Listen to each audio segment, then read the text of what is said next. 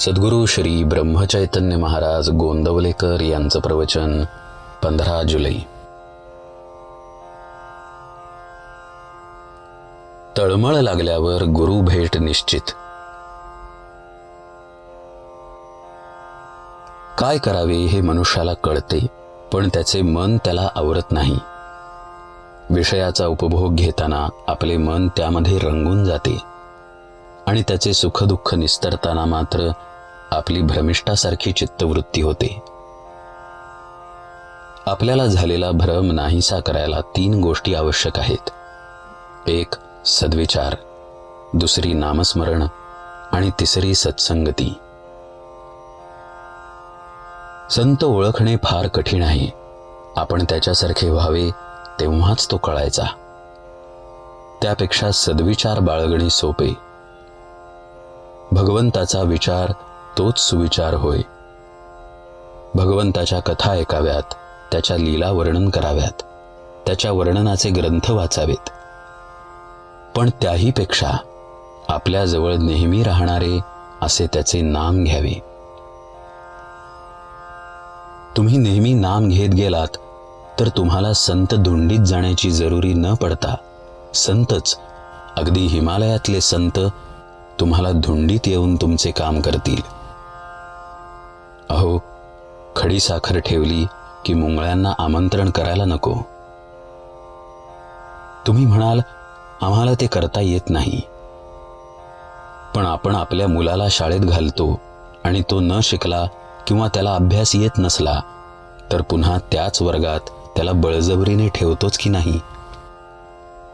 त्याला एक विद्या आली नाही तर दुसरी कोणती येईल ती शिकवतोच की नाही. आणि त्याने आपल्या पोटा पाण्याची व्यवस्था करायला तयार व्हावे म्हणून आपल्याला तळमळ लागतेच की नाही. तशी परमेश्वर मिळावा म्हणून आपल्याला तळमळ लागली आहे का? तशी तळमळ लागली म्हणजे तुमचा गुरु प्रत्यक्ष जमिनीतून वर येईल. तो सारखा तुमच्याकरिता वाट पाहतो आहे. आई मुलाची फार तर एका जन्मापर्यंत म्हणजे देह आहे तोपर्यंतच काळजी करील.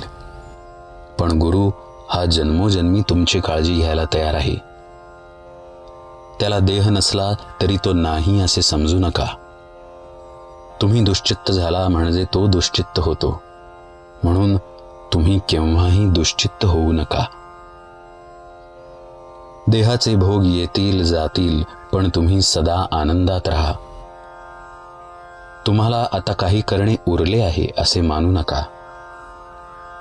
गुरु भेट झाली म्हणजे तुम्ही तुम्हीपणाने उरतच नाही, मात्र गुरुला अनन्य शरण जा. एक शिष्य मला भेटला तेव्हा तो आनंदाने नाचू लागला. मी त्याला विचारले, तुला एवढा आनंद कसला झाला आहे?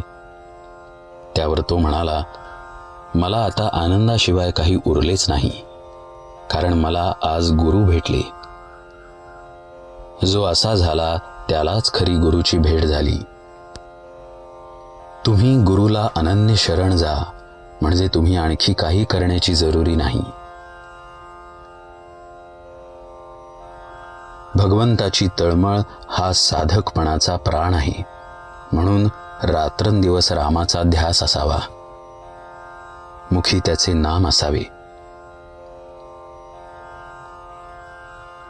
जानकी जीवन स्मरण जय जय राम.